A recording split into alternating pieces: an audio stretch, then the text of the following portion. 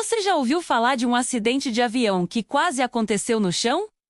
Não, não é pegadinha. Muitas vezes, a gente se preocupa com o que pode dar errado lá no alto, a 10.000 metros de altitude. Mas e se eu te dissesse que um dos maiores sustos da aviação brasileira recente aconteceu com um avião ainda em solo? Essa é a história do voo Avianca Brasil 2039.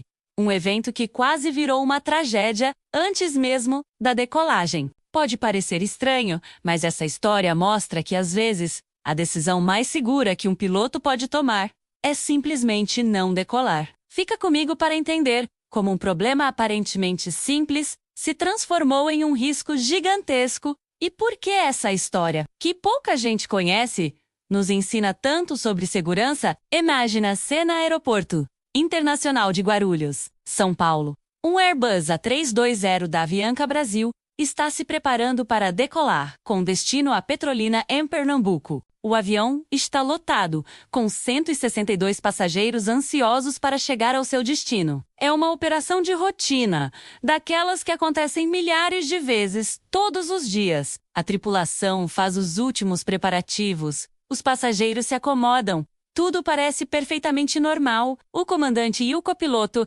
repassam o checklist.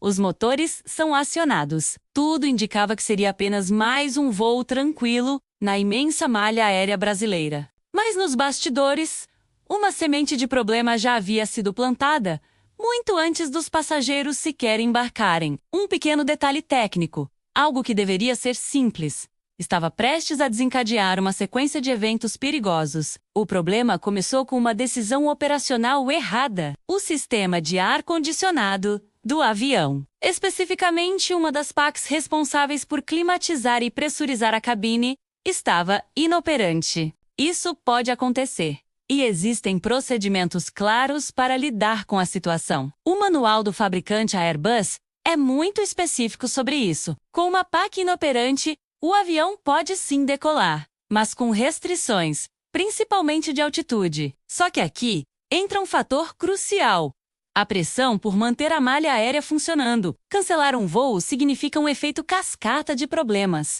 passageiros para realocar, custos extras e um buraco na programação. Então, ao invés de corrigir o problema em solo, a decisão foi prosseguir com o voo, aplicando as restrições previstas. A tripulação foi informada e o plano de voo adaptado. Até aí, tudo dentro do procedimento. Mas o que ninguém imaginava é que esse não era o único problema. O grande perigo estava escondido, invisível aos olhos de todos. Além da PAC de ar-condicionado inoperante, o avião tinha um outro problema, muito mais grave, que não havia sido detectado: uma falha no sistema de flaps. Flaps são aquelas superfícies na parte de trás das asas que se estendem para aumentar a sustentação do avião em baixas velocidades, como na decolagem e no pouso. Durante os procedimentos de táxi para a cabeceira da pista, a tripulação tentou configurar os flaps para a decolagem, mas eles não responderam. O sistema deu um erro. Agora, a situação era completamente diferente. O manual da Airbus é categórico: com um erro no sistema de flaps, a decolagem é proibida.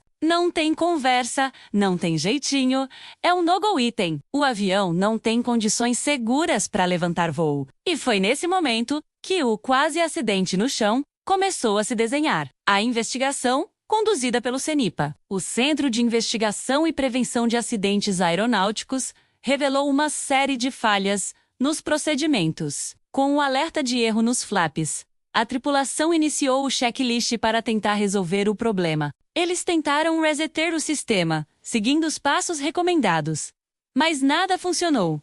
Os flaps continuavam travados. Nesse ponto, a única decisão correta e segura seria abortar a decolagem, voltar para o portão de embarque e desembarcar os passageiros. Mas, por uma combinação de fatores, incluindo a pressão para realizar o voo e talvez uma avaliação equivocada do risco, os pilotos tomaram uma decisão perigosíssima. Eles decidiram tentar decolar mesmo assim, com os flaps recolhidos. Essa é uma manobra conhecida como decolagem sem flaps, mas ela só é permitida em situações muito específicas e sem passageiros a bordo, como em voos de translado e seguindo cálculos de performance extremamente rigorosos. A decisão de tentar decolar sem flaps com um avião cheio de passageiros é algo que vai contra todos os manuais e treinamentos de segurança da aviação mundial. A performance do avião fica completamente comprometida. Ele precisaria de muito mais pista para ganhar velocidade e sair do chão. E a subida inicial seria muito mais lenta e instável. A tripulação acelerou os motores na cabeceira da pista e iniciou a corrida de decolagem. O avião ganhava velocidade, mas não a sustentação necessária. Segundo os dados da Caixa Preta, eles percorreram quase toda a extensão da pista de Guarulhos e não conseguiram atingir a velocidade necessária para uma decolagem segura. Faltando poucos metros para o fim do asfalto, o comandante finalmente percebeu o erro monumental e tomou a única atitude possível: abortar a decolagem em altíssima velocidade. Ele aplicou os freios no máximo e os reversores de empuxo, parando o avião a poucos metros do final da pista. Esse tipo de evento raramente vira manchete. Por quê? Porque, tecnicamente, não houve um acidente. O avião não caiu. Ninguém se feriu. A torre de controle simplesmente viu um avião abortar a decolagem e taxiar de volta para o pátio. Para quem estava de fora, foi apenas um problema técnico, mas para a segurança da aviação, foi um incidente gravíssimo. Mostrou como a pressão operacional pode levar tripulações experientes a tomar decisões irracionais e perigosas. Eventos como esses são chamados de precursores de acidentes. São sinais de alerta que, se não forem levados a sério,